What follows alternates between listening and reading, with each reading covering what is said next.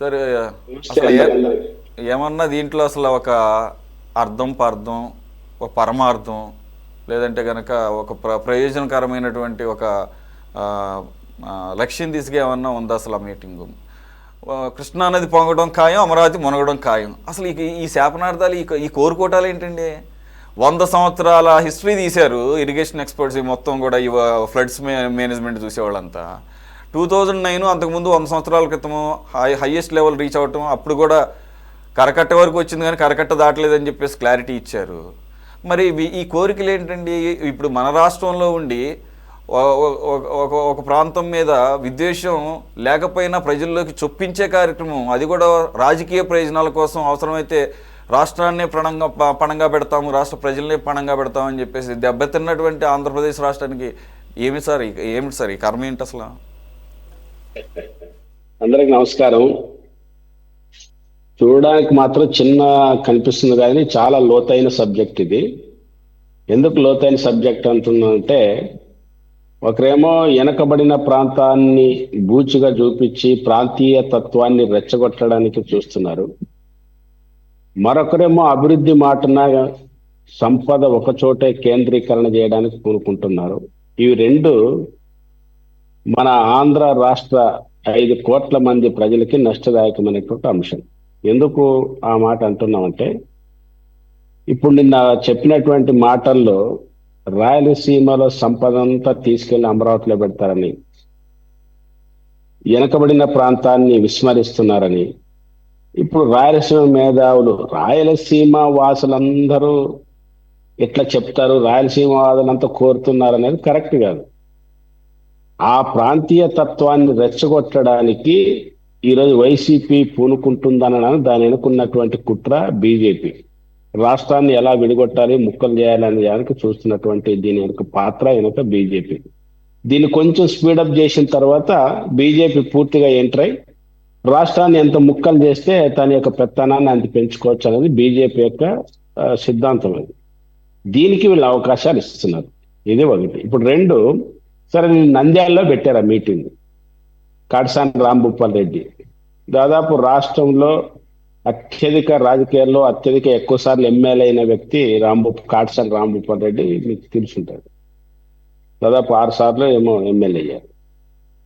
ఏనాడు రాయలసీమ అభివృద్ధి కోసం, కర్నూలు జిల్లా అభివృద్ధి కోసం, ఇప్పుడు నంద్యాల జిల్లా అనుకో, కర్నూలు జిల్లా, ఉమ్మడి కర్నూలు జిల్లా అభివృద్ధి కోసం, వెనకబాడిన ప్రాంతాల అభివృద్ధి కోసం ఒక్క రోజు మాట్లాడని వ్యక్తి ఆ కాటసాని రాంభూపాల్ రెడ్డి. రాయలసీమలో అత్యంత ఫ్రాక్షనిస్టుల్లో ప్రజల సంపద, రాయలసీమ గనుల సంపదను కొల్లగొట్టినోడు ఈడొకడు. ఇప్పుడు నిన్న మీటింగ్ పెట్టి అందరిని పిలిచి చెప్పాడు. నేనేమంటున్నానంటే, వెనకబడిన ప్రాంతాల అభివృద్ధి కోసం పోరాడొచ్చు, ఉద్యమాలు చేయొచ్చు, సంపదని వికేంద్రీకరించాలని కోరొచ్చు, కానీ ప్రాంతీయ తత్వాన్ని రెచ్చగొట్టే పద్ధతుల్లో ఇంకొక దాని మీద నెట్టడమే సరైనది కాదు. ఇప్పుడు నేను అచ్చమైన రాయలసీమ బిడ్డని నేను. కానీ మా పార్టీ ఏం కోరుకుంటుంది, రాష్ట్రాల ముఖ్యమైన అయితే అభివృద్ధి కాదు, సంపద వికేంద్రీకరణ అయితే అభివృద్ధి అవుతుంది అనేది మా పార్టీ. లక్ష్మణరావు గారు, ఎందుకంటే అన్ని పార్టీలు అంతే ఉన్నాయి, అన్ని పార్టీలు అంతే లేవు.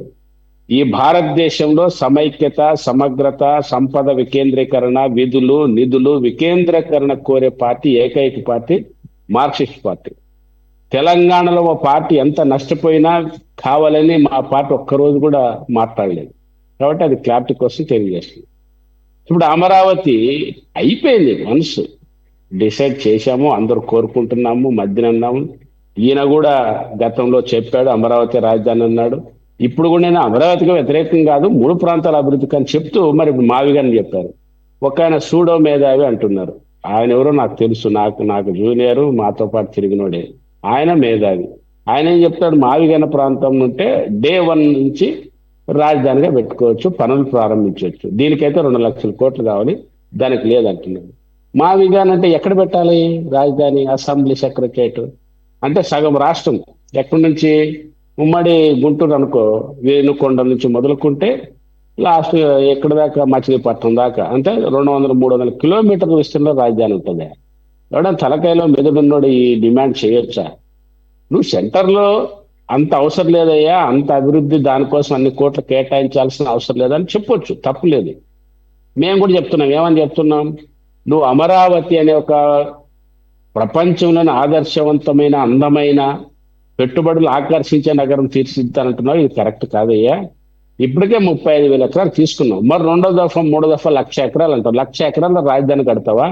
1,00,000 ఎకరాల రాజధాని కట్టడం కాదు, రాజధాని అనే పేరుతో భూములు కబ్జా చేసి రియల్ ఎస్టేట్ వేసుకొని మీరు లక్షల కోట్లు సంపాదించుకోవడానికి తప్ప దానివల్ల ప్రజలకు కానీ రాజధానికి కానీ ఒరిగేది ఏం లేదు.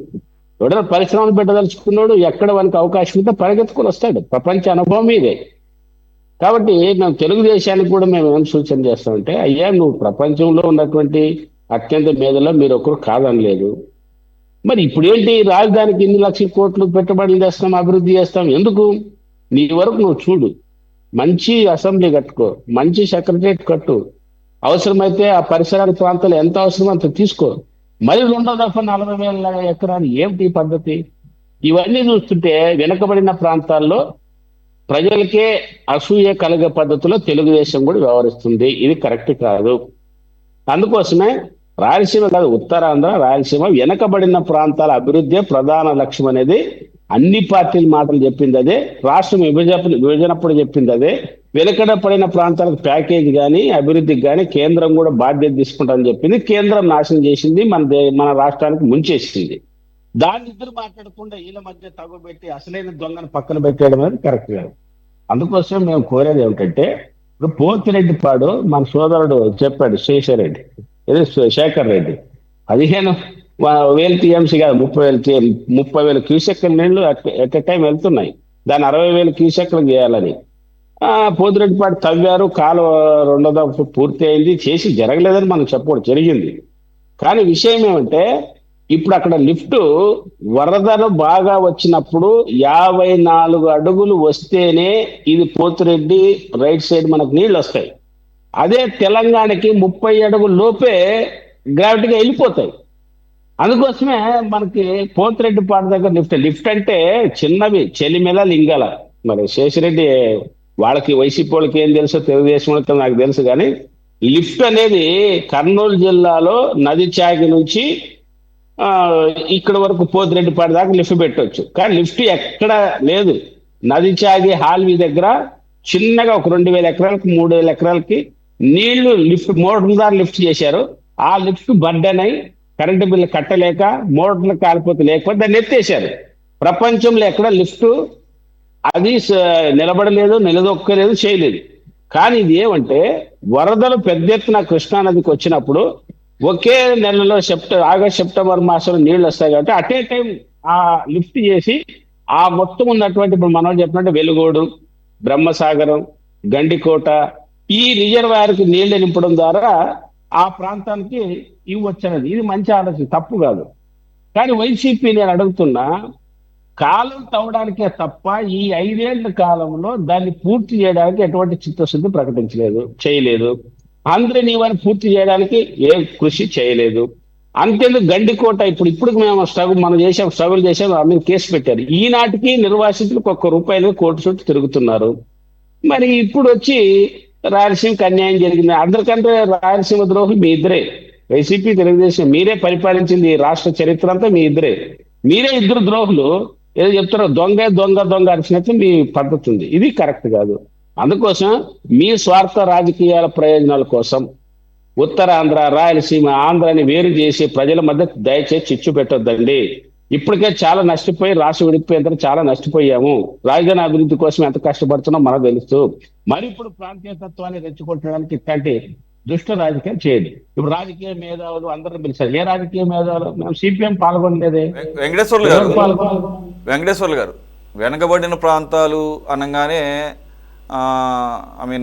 ఎప్పటి నుంచో ఉన్నటువంటి ఇంప్రెషన్ ఏంటంటే రాయలసీమ, ఉత్తరాంధ్ర అని చెప్పేసి.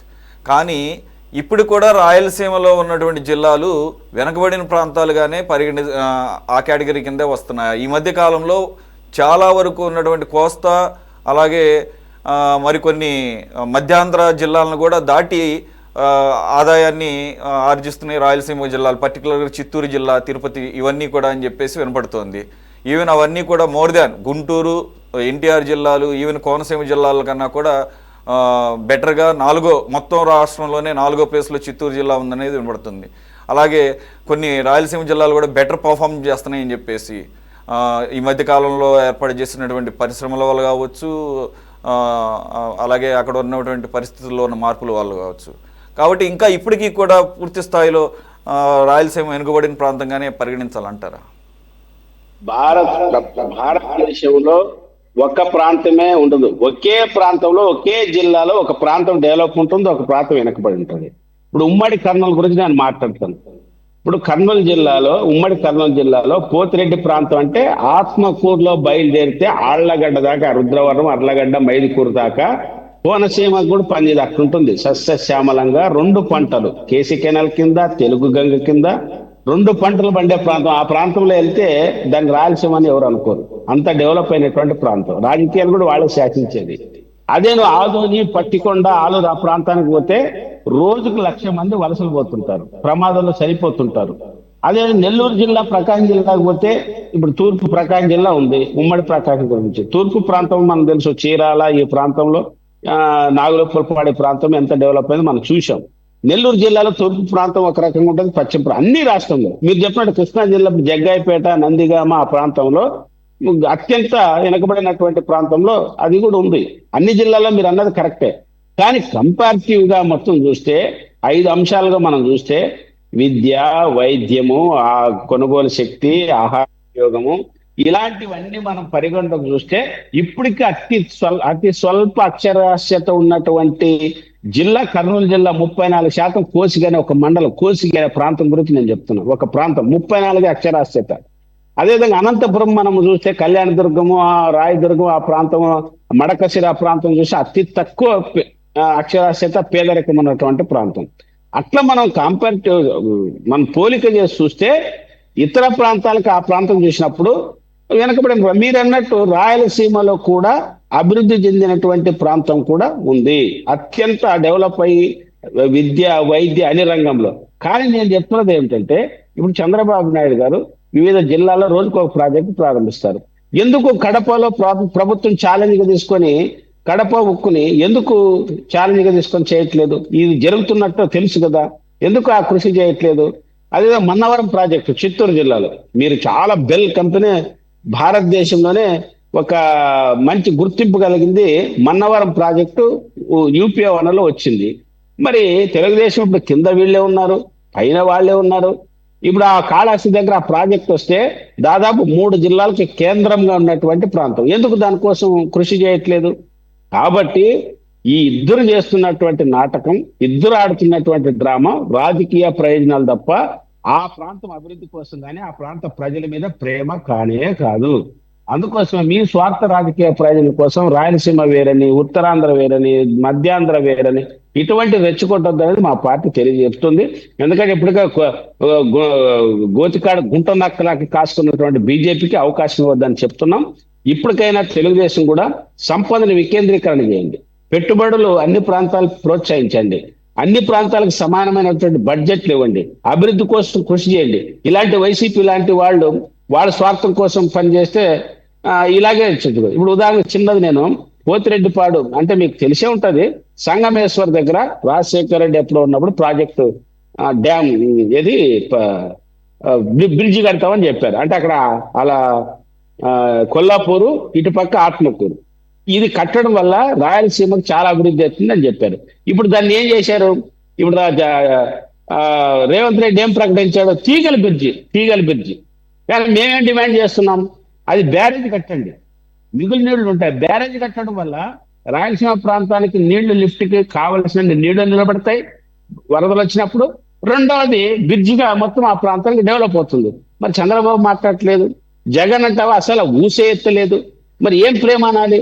ఇప్పుడు చంద్రబాబు ప్రభుత్వం కూడా మేము ఏం కోరుతున్నామంటే, అక్కడి నుంచి ఉన్నటువంటి కొల్లాపూరు, ఆత్మకూరు మధ్య సంగమేశ్వర్ దగ్గర ప్రాజెక్టు కాదు, రిజర్వాయర్ కడితే ప్రకాశం బ్యారేజ్ లాగా రోడ్, బ్రిడ్జి కమ్ ఇరిగేషన్ సౌకర్యం 2 వస్తాయి, తక్కువ ఖర్చుతో వస్తుంది.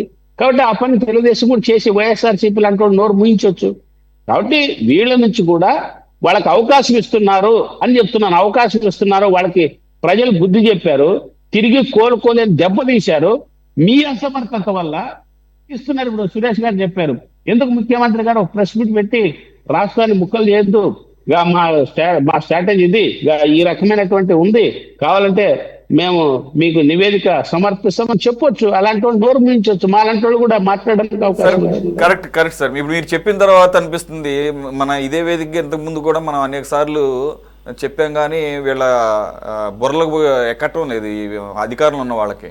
ఇప్పుడు ఓకే, ప్రజలు మ్యాండేట్ ఇచ్చారు, కూటమి గవర్నమెంట్కి 3 పార్టీలు ఉన్నాయి, కానీ ఈ రాష్ట్రంలో అసెంబ్లీలో రిప్రజెంటేషన్ ఉన్నా లేకపోయినా కమ్యూనిస్టులు ఉన్నారు, మీరున్నారు, ఇప్పుడు అనేకమైన సూచనలు చేస్తున్నారు, రోడ్ కమ్ రిజర్వాయర్ బ్రిడ్జ్ అని చెప్పేసి అటువంటి సూచనలు ఎన్నో వస్తాయి. ఒక అఖిలపక్ష సమావేశాన్ని ఏర్పాటు చేస్తే ఇటువంటి కుట్రకోణాలు ఏమన్నా ఉన్నా కానీ వాళ్ళ నోరును మూపించడానికి ఇంకా అధికార పక్షానికి ఇంకా ఆయుధాలు దొరికినట్టు ఉంటుంది, ఒక రకమైన మోరల్ సపోర్ట్ ఉంటుంది కదా.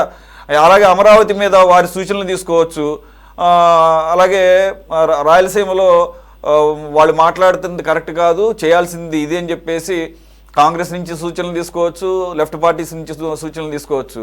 సో అఖిలపక్షం వేయటం ద్వారా అందరినీ కలుపుకు వెళుతున్నామన్న ఒక ధోరణి, అలాగే ప్రజలను కూడా తమలో ఇంక్లూజివ్గా ఉంచుతున్నామన్న ఒక ఫీల్ కూడా ఇవ్వటం ద్వారా అధికార పక్షానికే ఒక ఉపయోగకరంగా ఉంటుందన్న ఆలోచన ఎందుకు చేయాలి అర్థం కాదు. శేఖర్ రెడ్డి గారు క్విక్గా చెప్పండి, మనం నెక్స్ట్ టాపిక్ వెళ్లే ముందు ఒక అఖిలపక్ష సమావేశం వేయడానికి మీకు ఉన్నటువంటి ఇబ్బంది ఏంటి సార్? ఇక్కడ ఎక్సెప్ట్ వైసీపీ మిగతా పార్టీలన్నీ కూడా తెలుగుదేశం పార్టీతో ఏకీభవిస్తూ ముందుకు నడుస్తున్నాయి, ఇంక్లూడింగ్ సిపిఐ సిపిఎం కూడా. సార్ ఈ రోజు ఇప్పుడు సార్ చెప్పినట్టు అమరావతికి వాళ్ళు యాక్సెప్ట్ చేస్తున్నారు, ముందుకెళ్తున్నాం, అక్కడ పనులు జరుగుతున్నాయి సార్. ఎక్కడ రాయలసీమ డబ్బు తీసుకెళ్లి అమరావతిలో పెట్టట్లే. ఆ మాట ఎవరు అంటలేదండి, ఆ మాట ఎవరు అంటలేదు. అలాగని చెప్పేసి మీరు వాళ్ళలో ఉన్నటువంటి అప్రహెన్షన్స్ని మీరు పాజిటివ్గా తీసుకోవద్దు. అమరావతిలో పెడుతున్నటువంటి ఖర్చు, అలాగే అవసరం ఏంటి అనవసరం ఏంటి అనే దాని మీద కొన్ని రిజర్వేషన్స్ ఉన్నాయి సిపిఎం పార్టీకి కూడా. నేనేమంటున్నానంటే అఖిలపక్షాన్ని కాల్ఫర్ చేసినప్పుడు ఇవన్నీ కూడా సూచనలు మీరు పాటిస్తారా లేదా తర్వాత విషయం. ఫస్ట్ అట్లీస్ట్ ఏంటంటే అన్ని పార్టీలని పిలిచి ఇంక్లూడింగ్ వైసీపీతో సహా వాళ్ళదేమన్నా కనుక వాళ్ళ రంగు అసలు బయట పడాల్సినటువంటి వేదికల మీద బయటపడేదటి చేయండి, పిలవండి, వస్తే వస్తారు లేకపోతే లేదు. అసెంబ్లీకి రావడం లేదు, పిలవండి, కాంగ్రెస్ లెఫ్ట్ పార్టీస్ని పిలవండి, అమరావతిలో జరుగుతున్న వర్క్స్ మీద వాళ్ళ స్టాండ్ తీసుకోండి. అలాగే రాయలసీమ గురించి వాళ్ళు చేస్తున్న విష ప్రచారాన్ని కట్టొచ్చు. మరి ఆ రకంగా ఆలోచించాలి, కానీ ఏదో మాకు ఇచ్చారు కాబట్టి మ్యాండేటు, వాళ్ళని పక్కన పెట్టారు కాబట్టి ఇక వాళ్ళకి అసలు ప్లేసే లేదు, వాళ్ళ మాట పట్టించుకునేది ఏంటి, ఆ రకంగా అది కరెక్ట్ కాదు కదా. ఇప్పుడు ఒక ఎగ్జాంపుల్తో క్లోజ్ ఇప్పుడు బనకచర్ల విషయంలో ఎన్నో అభ్యంతరాలు వచ్చినాయి. మొత్తానికి అయితే ఇప్పుడు ఏదో వెనకడుగు వేసినట్టు కనపడుతుంది. ఈ మధ్య ఆ మాట వినపడటం లేదు మళ్ళీ చంద్రబాబు నాయుడు గారి నోటి వెంట. అలాగే విజయవాడలో ఓల్డ్ బస్ స్టాండ్కి సంబంధించిన దాన్ని లూలుకి కేటాయిస్తారని చెప్పేసి ముందుకు వెళ్ళారు. దాని మీద కూడా చాలా వ్యతిరేకత వచ్చింది. దాంతోపాటుగా మీకు ఎంతో సపోర్ట్గా ఉన్నటువంటి, అంటే ఆ రకంగా మాట్లాడినటువంటి ఏబి వెంకటేశ్వరరావు లాంటి వారు, కొంతమంది మేధావులు కూడా బనకచర్ల మీదను అలాగే ఈ లూలు మాల్ మీద మీకు అక్షంతలు వేశారు. అక్షంతలు వేయటం మూలంగానే వారి మాట కనీసం విన్నారు, మంచిదే. ఇది కోర్టులో కూడా చెప్పారు కదా, లూలు విషయంలో మేము వెనకడుగు వేస్తున్నామని చెప్పేసి, ఇవ్వటం లేదని చెప్పేసి విజయవాడ ప్లేస్. ఆ రకంగా నేనేమంటున్నానంటే ఒక వైడర్ పర్స్పెక్టివ్లో అందరి దగ్గర నుంచి కనుక సూచనలు సలహాలు తీసుకుంటే మీకే ఉపయోగం. అలాగే ఇటువంటి కుట్రకోణాలు ఏమైనా ఉంటే కనుక అవి ఆదిలోనే వాటికి అడ్డుకట్ట వేసినట్టుగా అవుతుందనేది మన భావన. ఆ రకంగా మరి ఈసారన్నా కన్సిడర్ చేస్తారేమో.